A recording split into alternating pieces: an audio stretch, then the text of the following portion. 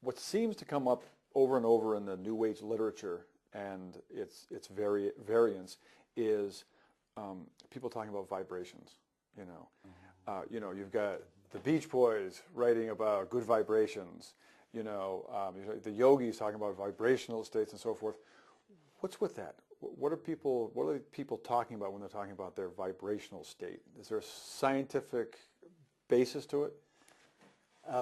I would say that there's not an accepted scientific basis, but it certainly is, in my mind, an absolutely direct relationship here.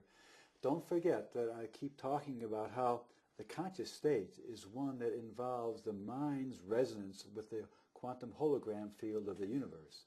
And to just remind you quickly what would have to be involved with that, Edgar Mitchell talked about how all information is processed by the universe as these quantum holograms. Each hologram is a phase relationship pattern that pervades all of space and time. And then Sir Roger Penrose and Stuart Hameroff at University of Arizona now talk about how the brain has microtubules that resonate with these spiraling waves. And I now talk about how these are preserved at high redshift and for all time at the surfaces of MECO objects, black hole-like MECO objects. And those are the three key pieces that describe our relationship to the vibrations of the universe. Now, good vibrations mean they're vibrations that describe in the mind a happy quantum state. And those would be vibrations that have a certain phase relationship. And when we do EKG, photographs of the brain, or we do brainwave studies, we would see that those are a particular shape and kind of wave construct that our brain resonates with. And so there would be astrological times when the brain can easily receive and process those, or less so. And there would be then the states that are unhappy. For every happy state, there has to be unhappy. Edgar Mitchell stresses that we live in a dyadic universe, meaning that for up there has to be down, for good there has to be evil. That is, if you imagine that there's a wave pattern, the universe, to make a universe out of nothing, would have to also have its dyadic opposite. So, as the brain learns to interact with these, it finds that if it can speed up, it can do this faster, giving you a more intense experience of it, but also there's a sense of there being finer vibrations which occur at higher frequencies, and those probably are vibrations which have this coil-like character to them, and as you can process faster ones, you apparently can process more intense ones and process more information faster and better. So higher frequencies probably immediately transfers into more intense experience of resonance with the universe, which, by the way, is pleasurable. Yes. It's at, it's a good thing. It's at the basis of our religious experience, of our sexual experience, at the basis of our mental experience in yoga.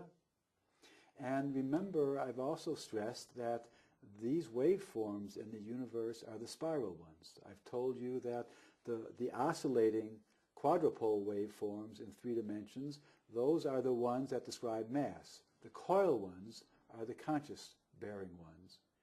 And so it's the consciousness ones that I stress as being the ones that bring us thought, that bring us feeling, and so on.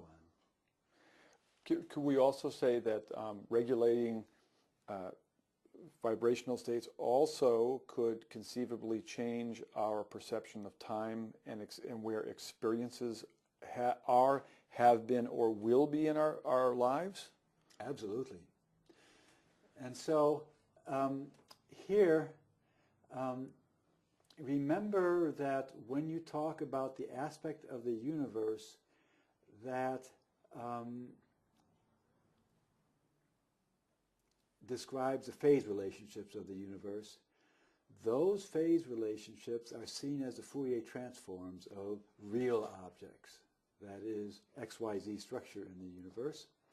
And those quantum holograms then exist independent of time. And so in the part of space that's about these phase relationships, time is not as intimate with things like velocity as we're used to in Newtonian space. Time is all over the universe, and that aspect of the universe processes time as simply sequencing events rather than as a clock beat. So it's kind of the difference between clock beat regular time for experimental physics and simple ordering and sequencing of events in the universe. So let me create an example. If I were a parent and you were a child, and I were concerned, this is the parent of the future, and I was concerned about a particular direction that you were going in your life, and I knew that you had the intention to want to change your ways, to go from this direction to maybe in this direction, but there had been a certain amount of momentum, a probable circumstance that had gathered, gathered momentum going in this direction, and I was able to change your vibrational state somehow, metaphysically, and raise your vibrational state. Would that conceivably equip you with the tools to more easily make through intent an adjustment to go from this direction to that direction? Yes, of course. I mean, isn't this what the entire process of psychoanalysis is about?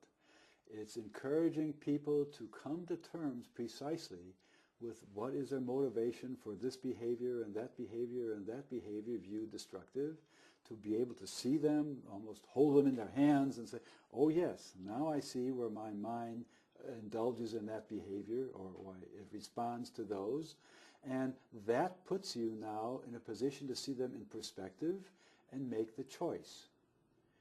These behaviors are indulged in by me at a cost. What's the cost? And so I'm able to compare continued indulgence versus being free of them.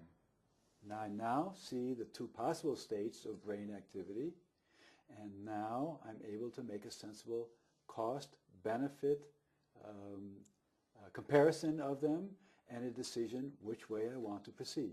That's fundamental to our process of psychoanalysis, isn't it?